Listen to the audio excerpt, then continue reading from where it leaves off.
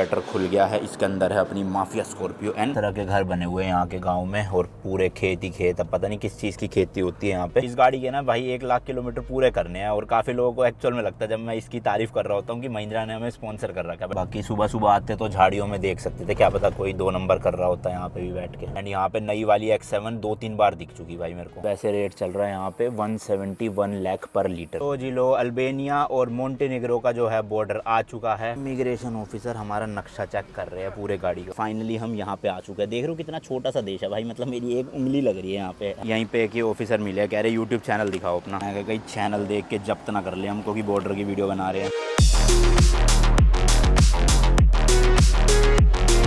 चलो जी, लगेज वगेज आ गया है सारा रूम में से। चेकआउट भी कर दिया हमने। अभिषेक अभी गया है इंडियन रेस्टोरेंट खाना खाने के लिए। मेरा मन नहीं था, मैं खाने जा रहा हूँ क्रैब्स, जो कि एक काइंड ऑफ पैनकेक होता है। वो क्रैब्स, वो केकड़े नहीं कह रहा मैं, क्रैब्स CREPES। ये हमारा होटल था भाई। एंड जस्ट यहाँ से बाहर निकलते ही सामने गली है ना, वहीं पे ही है वो एक शॉप। जिस दिन हम यहाँ पे आए थे ना परसों अल्बेनिया में, उसी दिन मैंने रात को खाए थे भाई, बहुत टेस्टी थे और है भी सस्ता भाई, 350 रुपए के आसपास। एक में ही पेट भर जाता है फुल, शाम तक कोई टेंशन नहीं। क्योंकि आज वापिस हमें ड्राइव करना है एंड जाना है एक और नई कंट्री जो कि है मोंटेनेग्रो। इस ट्रिप की शायद से हमारी 10वीं कंट्री होने वाली है और मेरी तो 19th कंट्री है टोटल ओवरऑल। सिटी सेंटर में ना बड़ा ट्रैफिक रहता है, दिन हो दोपहर हो शाम हो, बट ये वाली सिटी ना रात में बिल्कुल ठंडी पड़ जाती है। कल हम जिस बीच पे गए थे ना, वहाँ पे भाई 10:30-11 बजे तक भी इतनी भीड़ थी, लेकिन यहाँ पे 10 बजे ही सब कुछ बंद हो जाता है। बट ये शॉप अभी खुल चुकी है मोमो के नाम से। यहाँ से लेंगे हम Nutella crab with vanilla ice cream. Hello, 1 Nutella crab with strawberry and vanilla ice cream.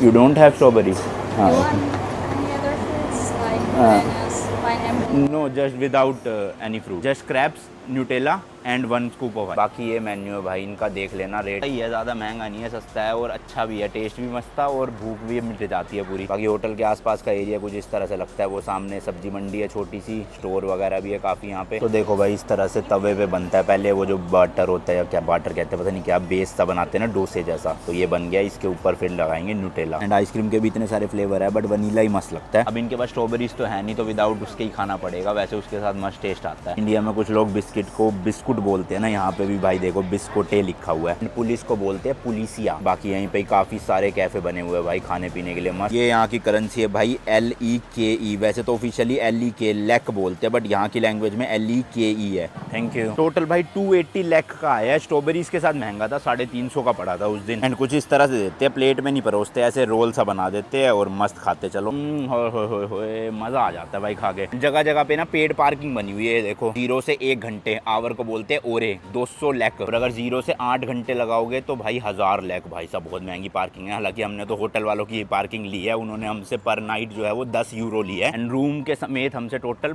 50 euro पर नाइट, यानी कि 5000 रुपए के आसपास लगभग पार्किंग एंड रूम अच्छा खासा मिल गया था। लास्ट व्लॉग देख लेना, उसमें रूम टूर दे दिया था मैंने। तो आराम से बैठ के खाता हूँ और अभिषेक का वेट करता हूँ, फिर निकलेंगे यहाँ से मोंटेनेग्रो के लिए। ये पार्किंग है भाई इनकी, ऐसे बेसमेंट में जाके बिल्कुल। अब ये रास्ता तो फिर भी ठीक है, चौड़ा है बिल्कुल, बट अंदर जाके जो पार्किंग स्पॉट्स बने हैं ना, ये काफी पतले हैं। और देखो क्या लिखा है, मोस पार्को केतु। शटर खुल गया है, इसके अंदर है अपनी माफिया स्कॉर्पियो एन। भाई कल तो यहाँ पे एक ही गाड़ी खड़ी थी हमारे साथ में, आज 3-4 खड़ी हो गई है, तो मोड़ने में दिक्कत आएगी। होपफुली पहले ये निकालनी पड़ेगी, फिर अपनी गाड़ी को बैक करते हुए ऐसे ले जाके फिर निकलेगा। वैसे लास्ट 2 व्लॉग में मैंने पार्किंग को लेके काफी रोया हूँ कि बड़ी मुश्किल से निकल रही है और अंदर आ रही है, इसलिए वो व्लॉग चेकआउट कर लेना रोज। मतलब ना देखा करो भाई व्लॉग कंटिन्यूटी में, वरना ना ऐसे ब्रेक हो जाएगा ना फ्लो, तो फिर मजा नहीं आएगा। कहाँ पे हूँ क्या कर रहा हूँ वो समझ नहीं आता इंसान को। अपनी गाड़ी ना 11,400 किलोमीटर चल चुकी है, तो इसमें ना सर्विस रिमाइंडर आ रहा है बार बार, जबकि मैं फर्स्ट सर्विस करवा चुका हूँ। वो तो आना ही था, खैर 10,000 किलोमीटर पे मैंने जल्दी करवा ली थी क्योंकि। तो उसका भी सोल्यूशन है। जब मैं मुंबई गया था ना सर्विस सेंटर पे, उन्होंने मेरे को पहले ही बता दिया था जब ये आएगा रिमाइंडर तो ऐसे करना है। और विक्रम भैया का भी वॉइस नोट आ गया था, उन्होंने भी बता दिया। तो अभी करते हैं, पहले बाहर निकाल ले गाड़ी को। SUV गाड़ी है ना हमारी, इसलिए दिक्कत आ रही है। अगर सेडान होती तो निकल जाती, हाइट का इशू होता है क्योंकि यहाँ पे सारा। फाइनली भाई कर कुरा के निकाल ही ली गाड़ी। अब बाहर ज्यादा देर खड़ी कर नहीं सकते, तो फटाफट से लगेज डालते और कट लेते हैं यहाँ से। भाई साहब वहाँ पे गाड़ी लगाई थी, भीड़ लग गई, फिर आगे लगाई थोड़ी सी, अब जाके सारा सामान सेट हुआ। बाकी यार एक और नया दिन, एक और नई जर्नी। आज है 8 जुलाई 2023। मैं हूँ अभी अल्बेनिया की कैपिटल तिराना में, एंड आप देख रहे हो भाई नमस्ते लंदन रोड ट्रिप का एक और नया एपिसोड स्पॉन्सर्ड बाय वाउस्किन साइन। इस सीरीज में हम निकले हुए भाई Delhi to London by road अपनी स्कॉर्पियो एन को लेकर 110 दिनों के लिए, जिसमें हम भाई टोटल 25 कंट्रीज कवर करेंगे एंड 25,000 किलोमीटर से ज्यादा गाड़ी चला के पहुंचेंगे लंदन UK में। जैसा सपोर्ट कर रहे हो भाई लोग वैसे ही करते रहना। वापस से 1 लाख लाइक का टारगेट रखा है एंड 3 मिलियन सब्सक्राइबर करने हैं, घर पहुंचने से पहले। आई नो आप लोग करवा दोगे। अच्छा, आज की हमारी डेस्टिनेशन होने वाली है भाई तिराना से पोर्टगोरिका, जो कि भाई मोंटेनिग्रो कंट्री की कैपिटल सिटी है। गूगल मैप पे 160 किलोमीटर दिखा रहा है, अराउंड 3 घंटे लगेंगे। यहाँ भी भीड़ लगे उससे पहले, चलो जी चले। और ये 3 घंटे इसलिए क्योंकि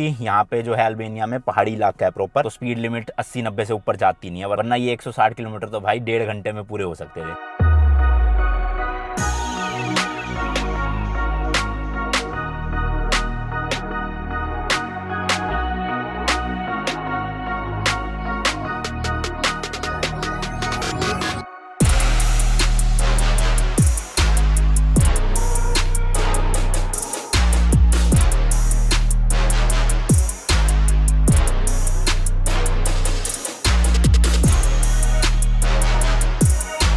गूगल मैप भाई गांव के अंदर से लेकर जा रहे हो और फिर हाईवे पे जाके मिलाएगा। तरह के घर बने हुए हैं यहाँ के गांव में और पूरे खेत ही खेत। अब पता नहीं किस चीज की खेती होती है यहाँ पे, बट है खेत बहुत सारे। रोड आप देखोगे ना, है तो भले ही पतली, बट भाई साहब बिल्कुल ऐसे चपाट बनी हुई है, गड्ढे वड्डे है ही नहीं। गाँव के अंदर भी प्लेन रोड है। हालांकि ये जो बिल्कुल ही अंदर जा रही है गाँव के, वो तो खैर पर्सनल जमीनें होगी, तो लोगों ने बनाई है नहीं बनाई वो उनकी सरदर्दी है। और जो गवर्नमेंट का काम होगा भाई वो बिल्कुल साफ सुथरा है और मार्किंग यहाँ भी कर रखी है प्रॉपर। बताओ, बाकी सुबह सुबह आते तो झाड़ियों में देख सकते थे, क्या पता कोई 2 नंबर कर रहा होता है यहाँ पे भी बैठ के।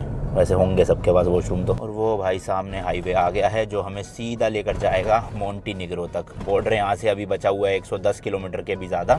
और फिर जब बॉर्डर क्रॉस करने के बाद जो उनकी मेन कैपिटल सिटी है ना, वो सिर्फ और सिर्फ भाई 20-25 किलोमीटर ही है। सोचो, बिल्कुल बॉर्डर के पास उन्होंने कैपिटल सिटी बना रखी, क्योंकि जरा सा तो देश है यार। यहाँ पे ना ये ब्लू डीजल लिखा हुआ है, किसी को नॉलेज हो ना बताना, क्या इसमें एड ब्लू मिक्सड है या फिर किस टाइप का डीजल है, पता चल जाएगा ना। एक बार कमेंट सेक्शन में बता देना जिसको हो नॉलेज, क्योंकि अब जल्दी ही हमें डीएफ इसमें या फिर एड ब्लू डलवाना ही पड़ेगा। तो अगर ये डीजल ही मिक्स साथ आता है, पता नहीं क्या सीन है, हो तो नहीं सकता क्योंकि टैंक अलग अलग है दोनों के, तो डीएफ तो हमें वैसे भी भरवाना ही पड़ेगा। 45% बचा हुआ है डीएफ लिक्विड अपनी गाड़ी में, तो मेरे ख्याल से अभी 4000 किलोमीटर तो और चली जाएगा। और भाई ये देखो, फ्यूल इकोनॉमी जो है वो काफी अच्छी हो गई है 9.8 की, क्योंकि यूरोप की सड़कों पे हम पूरे ऐसे मतलब रूल्स फॉलो करते हुए जा रहे हैं ना, ओवर स्पीडिंग नहीं कर रहे बिल्कुल भी। जैसे 60 लिखा तो 60 पे ही चल रहे हैं, और हाईवे पे जहाँ पे 100-110 है तो क्रूज सेट कर देते हैं, 100-110 पे आराम से गाड़ी चलती रहती है। तो उसकी वजह से 9.8 की एवरेज देने लग गई। हालांकि मेरी डीजल गाड़ी है, ये भी कम ही है, देनी तो 11-12 चाहिए ऑटोमेटिक में, और मैनुअल में तो भाई कई होगी 14-15 भी दे रही है स्कॉर्पियो। बट देखते हैं, क्या पता यूके पहुंचते पहुंचते देने लग जाए भाई 10-11 के ऊपर। यूरोप में टोटल हमने भाई 900 तो इसमें दिखा रहा है, प्लस 300 पहले के जो मैंने रीसेट नहीं करे थे, तो 1200 किलोमीटर हम यूरोप में ड्राइव कर चुके हैं। एंड टोटल बताऊं, अपने घर से जब हम निकले थे गुड़गांव में, तो टोटल वहां से यहाँ तक 8570 किलोमीटर। ये पूरा है भाई, मुंबई सब मिला के अभी तक का। बाकी गाड़ी जो है वो 11400 चल चुकी है, क्योंकि मैंने गुड़गांव में भी उससे पहले चलाई थी 1 महीना। इस गाड़ी के ना भाई 1 लाख किलोमीटर पूरे करने हैं। और काफी लोगों को एक्चुअल में लगता है जब मैं इसकी तारीफ कर रहा होता हूँ कि महिंद्रा ने हमें स्पॉन्सर कर रखा है, बट ऐसा नहीं है भाई। स्पॉन्सर कुछ नहीं करा, 1 रुपया भी नहीं दिया ना उन्होंने गाड़ी ली। पूरे 27 लाख कुछ हजार मैंने अपनी जेब से भरे थे गाड़ी के, और फिर खरीद के लेकर आया। महिंद्रा ने अभी तक कोई स्पॉन्सर नहीं किया था। तो इसलिए गाड़ी की जो अच्छी चीजें होती है वो मैं आपको बताता हूँ, जो बुरी चीजें होती है वो मैं आपको बता देता हूँ, क्योंकि मुझे तो पैसे मिल नहीं रहे, तो न्यूट्रल रहना पड़ेगा ना। ऐसे हाईवे पे पता नहीं भाई किस बात का जाम लगा हुआ है, शायद से कहीं पे रोड कंस्ट्रक्शन चल रही होगी, तो वो डाइवर्जन सा बना देते हैं ना, उसकी वजह से स्पीड स्लो हो जाती है। लंबा जाम होता है, जाम भी नहीं, मूविंग ट्रैफिक है। यहाँ का एक गराज देख लो भाई, गाड़ियां खड़ी हुई है टूटी फूटी मर्सिडीज। मैंने आपको बताया था अल्बेनिया में भाई मर्सिडीज ही लोग ज्यादा प्रेफर करते हैं, तो 10 गाड़ियों में से 3-4 मर्सिडीज तो दिखी जाए करेगी। ये देख लो, ये जा रही है। और जैसे जैसे जर्मनी के पास पहुंचते जाएंगे BMW बहुत दिखती रहेगी हमें। जर्मनी में तो भाई BMW को एक बहुत बड़ा म्यूजियम सा है, शायद से जाएंगे वहां पर भी देख के आएंगे भाई क्या है। एंड यहाँ पे नई वाली X7 2-3 बार दिख चुकी भाई मेरे को। हालांकि अब तो इंडिया में भी डिलीवरी शुरू हो चुकी है, काफी यूट्यूबर्स ने रिव्यू भी बना दिया यूट्यूब पे उसका, पर मेरे ख्याल से किसी ने खरीदी नहीं है अभी तक यूट्यूब में नई वाली BMW जो 2023 में लॉन्च हुई। सॉरी 23 में नहीं, 22 में लॉन्च हुई थी, बट इंडिया में 23 में आई है। और ये जो आप रोड के बीच में मार्किंग देख रहे हो, यहाँ पे आपको ना अपनी गाड़ी जब ही लगानी होती है जब आपको लेफ्ट या राइट टर्न लेना हो, और अगर आपको सीधा सीधा जाना है तो भैया चलते रहो सीधा। इसलिए ये वाली मार्किंग स्पेशली टर्न लेने के लिए बनाई गई है। यहाँ पे खड़े हो जाओ, जैसी ट्रैफिक हटेगा फिर अपना लेफ्ट ले लो या राइट ले लो।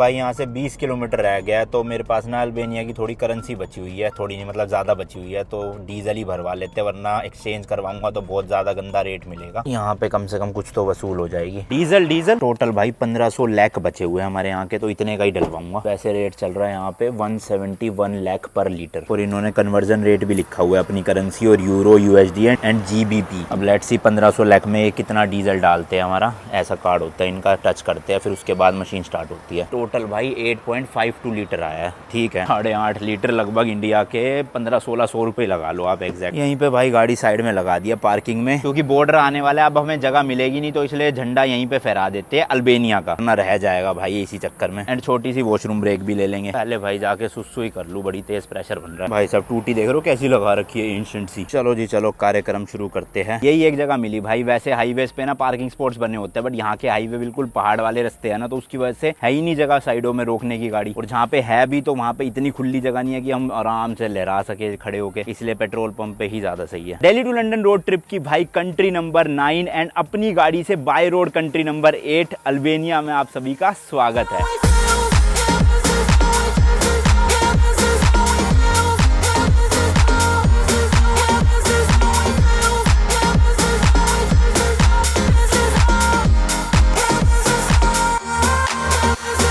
चलो जी जल्दी जल्दी चलते हैं, बॉर्डर क्रॉस करते हैं और उसके बाद एंटर करेंगे नए देश में। जब आज हम चले थे ये वाले पहाड़ कितनी दूर लग रहे थे, और अब कितनी पास आ गए, बिल्कुल सामने ही है ऐसा लग रहा है। एंड तिराना से बॉर्डर तक ना भाई ऑलमोस्ट 98% रास्ता ऐसी था, मतलब सिंगल रोड वाला, कोई ऐसे वो नहीं था डिवाइडर। इधर का ट्रैफिक इधर से जा रहा था और इधर का ट्रैफिक हम इधर से जा रहे थे, तो यही रास्ता चलता जा रहा है, इसलिए स्पीड मेंटेन नहीं हो पाई। एंड स्पीड लिमिट भी आप देखोगे ना, कहीं पे 50 आ जा रही है, कहीं पे 60, और मैक्स टू मैक्स 80-90 जाती है बस। इससे ऊपर स्पीड लिमिट अलाउड ही नहीं है इन रोड पे। है भले ही भाई ये पहाड़ी इलाका, बट ना अच्छे से रोड वगैरह सब बने हुए हैं, और घर भी काफी बढ़िया बढ़िया बने हुए हैं। रास्ते में रेस्टोरेंट और होटल्स भी काफी सारे मिल जाएंगे अगर इमरजेंसी में रुकना पड़ता है तो। वैसे तो यार क्या ही इमरजेंसी आएगी, मतलब 150-200 किलोमीटर में एक नई कंट्री चेंज हो रही है रोज, तो 3-4 घंटे की ड्राइव होती है, उसमें अपना एक ही बारी में खींच दो। हम तो वो है कि फ्यूल के लिए रुक जाते हैं, झंडे के लिए रुक जाते हैं, वरना तो वन गो में बहुत आराम से मारी जा सकती है। 2.5-3 घंटे गाड़ी चलाना 200 किलोमीटर क्या ही है भाई, बड़ी चीज नहीं है, ऊपर से स्कॉर्पियो जैसी कंफर्टेबल गाड़ी में।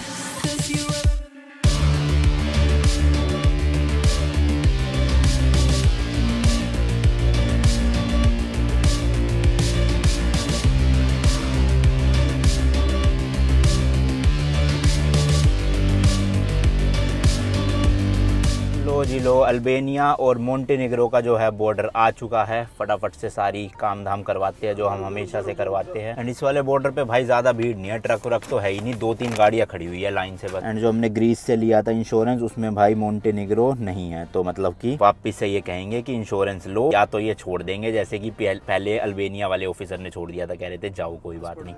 हेलो, अभी हम फिलहाल अल्बानिया वाली साइड के बॉर्डर पे है, तो ये तो ज्यादा कुछ देख नहीं रहे हैं। सामने मोंटेनेग्रो वाला जो बॉर्डर है वो चेक करेंगे ढंग से। Thank you, bye bye. Albania जब हम एंटर किए थे ना, कोई भी स्टैंप नहीं लगी थी एंट्रेंस की। हमने उनको बोला भी था लगा दो, बट उन्होंने कहा कोई जरूरत नहीं है, रहने दो। तो अब जब एंट्रेंस की स्टैंप नहीं लगी तो ऑब्वियसली एग्जिट की भी नहीं लगाएंगे भाई वो पासपोर्ट पे। बट यहाँ सामने देखते हैं मोंटेनेग्रो में क्या सीन है, एंड साथ ही साथ में भाई इंश्योरेंस का भी, क्योंकि फिर लग रहा है मुझे फटका लगने वाला है पैसों का।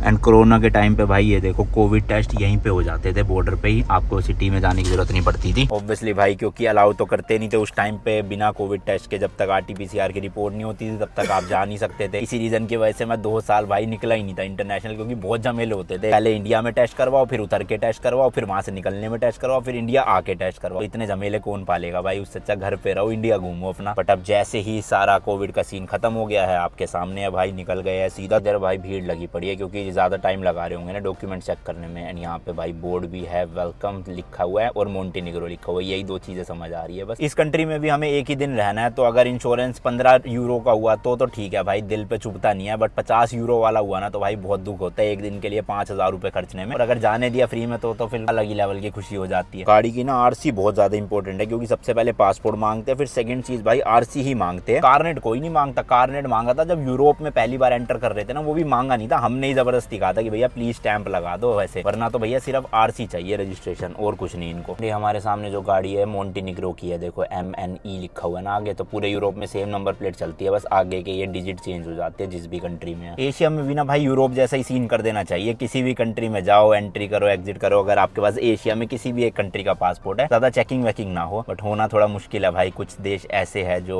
ज्यादा उड़दंग मचाते हैं, इसलिए कर रखा है सीन। यहाँ पे हर देश को एक दूसरे पे भरोसा है, इसलिए भाई साहब बस चलते जाओ, 10 मिनट लगते हैं। जैसे टोल टैक्स होता है ना किसी का उसमें सिटी में, वैसे यहाँ पे सीधा बॉर्डर चेंज होते हैं, और वो भी मैं नॉन शेंगन वाले उसमें बता रहा हूँ। अगर शेंगन कंट्री है फिर तो ये चेक पोस्ट भी नहीं आएगा, बस भगते जाओ, चलाते रहो गाड़ी को। और जो आगे लगा रखा था आईफोन, भाई इतना हीट हो गया, टेम्परेचर देखो, कूल डाउन करना पड़ेगा इसे। इमिग्रेशन ऑफिसर हमारा नक्शा चेक कर रहे हैं पूरे गाड़ी का। कार डॉक्यूमेंट को बोलते हैं auto document, auto, yes Indian.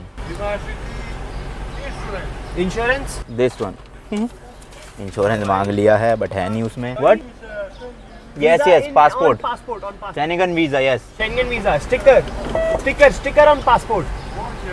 Spain, from Spain. What?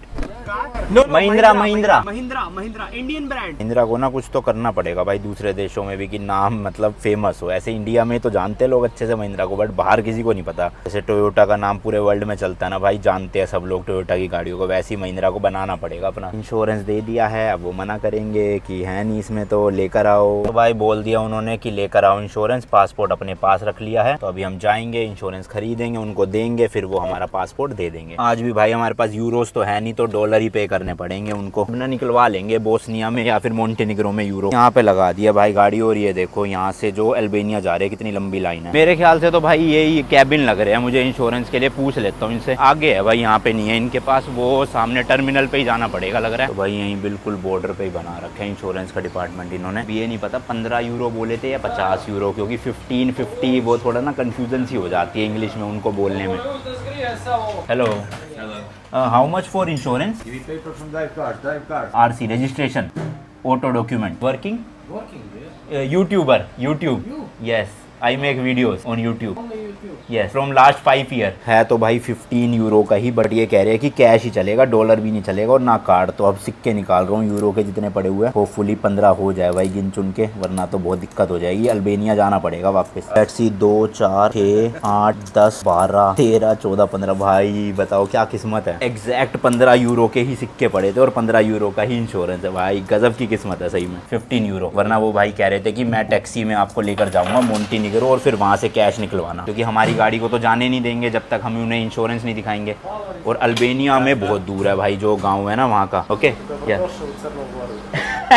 इन्होंने अपनी लैंग्वेज में बोला है वेलकम टू मोंटेनिग्रो। यही कह रहे थे भाई कि टैक्सी में लेकर चलूंगा, पैसा बनाने की सोच रहे होंगे, बट बेटे हमारे पास सब जुगाड़ होता है। हालांकि ये गलती है कि भाई मैंने निकलवाई नहीं यूरो, अब निकलवा लूंगा यार। बताओ इनको चिल्लड़ दी है। ये तो भाई मैनुअली भर रहे हैं हाथ से ही पूरा का पूरा इंश्योरेंस का, वरना हर जगह तो कंप्यूटर से भर दिया जाता था। ये देख रहे हो, तो फालतू के 15-15 यूरो देने पड़ रहे हैं हर जगह पे। होता क्या है ना, जो यहाँ का ग्रीन कार्ड है ना, वो ग्रीन कार्ड हर एक देश में नहीं चलता। जितनी भी वेस्टर्न कंट्रीज है ना अपनी यूरोप की, एम्स्टर्डम वगैरह उधर वाली साइड की, नेदरलैंड हो गया, जर्मनी, वहाँ पे चलता है ये वाला ग्रीन कार्ड, बट ये छोटी मोटी नॉन शेंगन कंट्रीज में नहीं चलता, उसमें इंश्योरेंस में क्रॉस लगा होता है। तो इसलिए उन कंट्रीज के लिए हमें अलग से इंश्योरेंस लेना पड़ रहा है। हालांकि सर्बिया में भी चाहिए था हमें और अल्बानिया में भी चाहिए था, बट वहाँ के ऑफिसर्स ने जाने दिया। कुछ ऐसा इंश्योरेंस दिया है भाई, और ऊपर लिखा हुआ है पोलिसा। तो सारी डिटेल इन्होंने हाथ से ही भर दी है, कब से लेके कब तक वैलिड है। आज है 8 जुलाई और 23 जुलाई तक। चलो भाई चलो, इमिग्रेशन ऑफिसर को दिखाते हैं और एंट्री लेते हैं मोंटेनिग्रो में। यहीं पे एक ऑफिसर मिले, कह रहे यूट्यूब चैनल दिखाओ अपना। मैं कहीं चैनल देख के जब्त ना कर ले हमको कि बॉर्डर की वीडियो बना रहे हैं। Yes, this is my channel. तो यहाँ पे देखो भाई, लैख को बोलते हैं TIS, मतलब कि 8,52,000 व्यूज आ चुके हैं मेरी इस वीडियो में। हाँ, दिस सब्सक्राइब हाँ, थैंक यू सो मच। मैंने खुद ही कर दिया सब्सक्राइब, काय का thank you. This is me, yes, nice. Okay, this is Albania, yes, okay वो, या thank you so much. Chill scene था भाई, ऐसा कुछ दिक्कत वाली बात नहीं थी, वैसे ही देखना चाहते थे वो, क्योंकि मैं वीडियो बना रहा था ना, तो कहते चैनल दिखाओ। और भाई साहब यहाँ पे 2 मिलियन सब्सक्राइबर सुनते ही ना हैरान से हो जाते हो, 2 मिलियन। बट भाई गाड़ी को देख के ज्यादा टेंशन मिलती है, 2 मिलियन तो फिर भी कम है, गाड़ी अलग लेवल की है। चलो जी, रखे, बहुत धूप है, गर्मी हो रही है तगड़ी, धूप आ रही है यार बहुत तगड़ी वाली ना, जबकि शाम के ऑलमोस्ट 5 बजने वाले हैं, फिर भी धूप है। बट फाइनली भाई लोग अपनी कंट्री नंबर 10 इस ट्रिप की एंड अपनी स्कॉर्पियो से by road country number 9, welcome to Montenegro. Montenegro. बल्ले बल्ले हो गई भाई, अब तो यहाँ से सिर्फ 15-20 किलोमीटर ही है जिस सिटी में हमें जाना है, इनकी कैपिटल। फाइनली हम यहाँ पे आ चुके हैं। देख रहे हो कितना छोटा सा देश है भाई, मतलब मेरी एक उंगली लग रही है यहाँ पे, हालांकि इतना रियल में नहीं है, बस मैप के अकॉर्डिंग है, बट अल्बेनिया से काफी छोटा है मोंटेनिग्रो। फिर हम जब बोस्निया जाएंगे ना, बोस्निया बहुत बड़ा है भाई, क्रोशिया भी ठीक ठाक सा है, स्लोवेनिया फिर छोटा है। ऐसी है, कोई देश छोटा कोई बड़ा, कोई छोटा कोई बड़ा, बट अभी तक हमारा सारे देशों में मस्त एक्सपीरियंस रहा है, कोई भी दिक्कत नहीं है। एंड हमने जो यूरोप की सिम कार्ड ली थी भाई, वो हमारी इस कंट्री में भी वैलिड है, बट अभी तक नेटवर्क आए नहीं है क्योंकि हम बिल्कुल बॉर्डर के पास है। मतलब नेटवर्क आ रहे हैं, लेकिन ये देखो अल्बेनिया के पकड़ रहे हैं, तो अभी थोड़ा आगे चलते हैं 5-6 किलोमीटर फिर आ जाएगा। और टोटल भाई 28 किलोमीटर है, 38 मिनट दिखा रहा है। एंड ये वाला जो एरिया, ये भी पूरा पहाड़ी इलाका है, देखो ऐसे ऐसे रास्ते हैं। फिर यहाँ पे जाके थोड़ा सा प्लेन हो जाएगा जब सिटी के पास पहुंच जाएंगे। ये है भाई इनकी कैपिटल पोडगोरिका। चलो फिर चलते देखते कैसी है सिटी।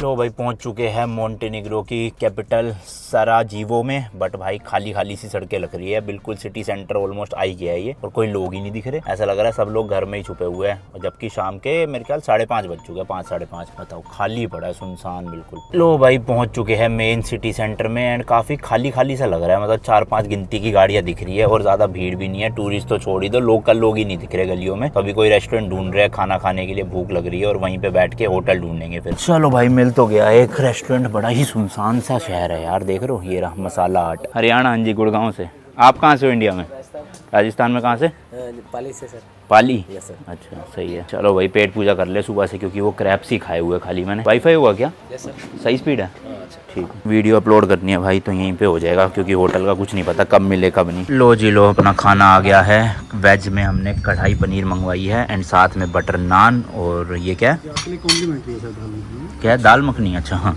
एंड भाई वीडियो की भी एडिटिंग हो गई है, रेंडर हो रही है, इन्हीं के वाईफाई से अपलोड भी हो जाएगी। बाकी खाना खाए भाई, भूख लग रही है बड़ी तेज। चलो जी खाना वाना हो गया, एंड होटल भी मिल गया। होटल नहीं, एक्चुअल में अपार्टमेंट है, यहीं पे ही है पास में ही। तो बस पार्किंग का कंफर्म करना है जाके, क्योंकि बात नहीं हो पाई उनसे अभी। बिल बाकी देख लो भाई, ये आया था 31.4 यूरो, लगभग 3000 रुपये।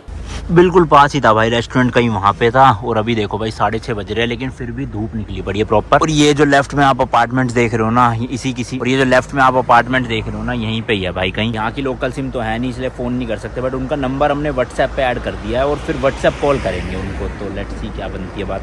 चलो भाई पहुंच गए हैं। रेस्टोरेंट से कुछ 1-1.5 किलोमीटर दूर मिला अपार्टमेंट। ऐसी सी कुछ गली है भाई, यहाँ पे अभी गाड़ी लगा रखी है फिलहाल। जिन ओनर से बात हुई है उनको बुलाया है, अभी आ रहे हो। पूरे यूरोप में ना भाई दीवारों पे ग्रेफिटी बहुत जगह बनी होती है, या फिर हम जिस जगह जाते हैं भाई वहाँ पे काफी मिलती है ग्रेफिटी। तो लो भाई 40 मिनट वेट करने के बाद फाइनली ये आ गए हैं ओनर और उनकी बेटी। ये वाला है, ये पूरा घर है भाई जो इन्होंने एयरबीएनबी पे चढ़ा रखा है, एंड यहीं पे ही पार्किंग मिल गई हमें। है तो ओपन पार्किंग, बट ये कह रहे हैं सेफ है, कोई दिक्कत नहीं है, एंड पेड नहीं है, फ्री है ये यहाँ के जिनके घर है ना उनके लिए। तो लाइन से भाई घर बने हुए हैं यहाँ पे काफी सारे, और गाड़ी पार्क हो गई मस्त। अभिषेक गया पैसे निकलवाने एटीएम से, यहाँ की करेंसी यूरो ही है भाई, तो इनको कैश ही देना है। बट यार अंधेरा सा होने वाला है, अभी तो सिटी सेंटर जाए नहीं जाएगा। कल सुबह सुबह ना घूम लूंगा, और फिर इसी वीडियो में डाल दूंगा, आपको दिखा दूंगा आसपास का एरिया। टूर ले लो भाई। ये लिविंग एरिया, मस्त सोफा वोफा लगा हुआ है, यहाँ पर एक किचन है, डेकोरेशन बहुत अच्छी सी बना रखी है इन्होंने ना।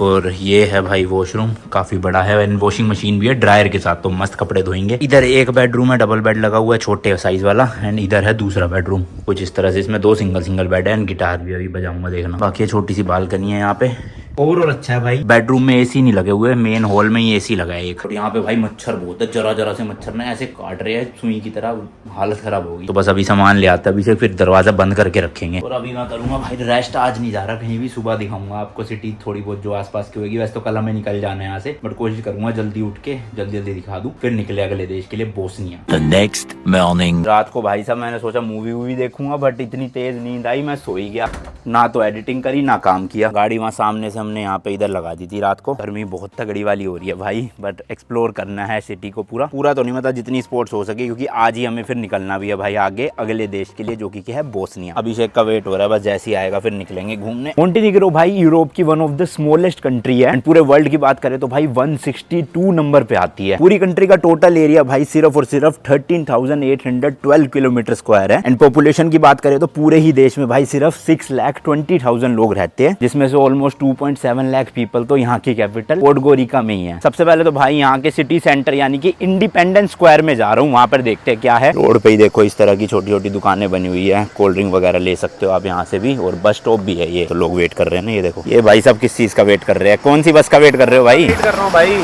किसके फोन का? मेरे फोन का।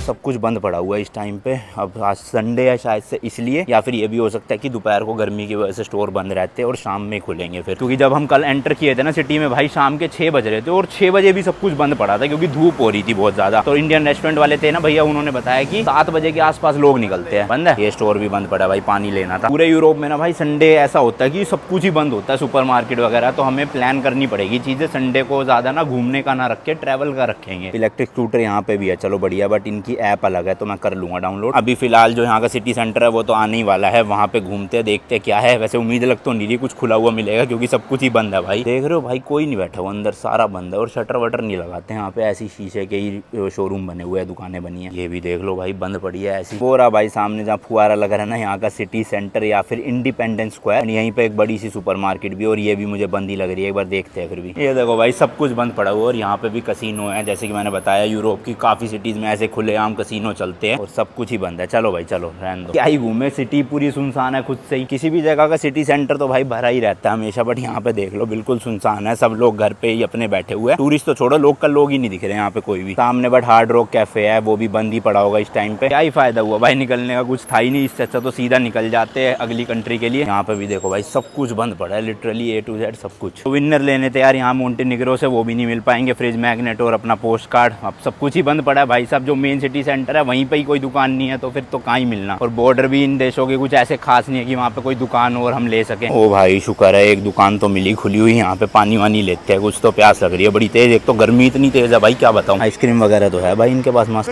डार्क चॉकलेट वो है डार्क चॉकलेट। डार्क चॉकलेट तुझे कौन सी चाहिए? ये वाली एक वन, ये लो जी, ये ले लिया। यहाँ का कोई ब्रांड है, क्वालिटी वॉल्स वाली लग रही है, सेम टू सेम, टेस्ट भी वैसा ही है बिल्कुल। चॉकलेट देख रहे हो गजब। कितने हैं भाई गिनो? 10 सेंट्स है वो। हाँ चिल्लड़ है वो, 200 की आइसक्रीम है।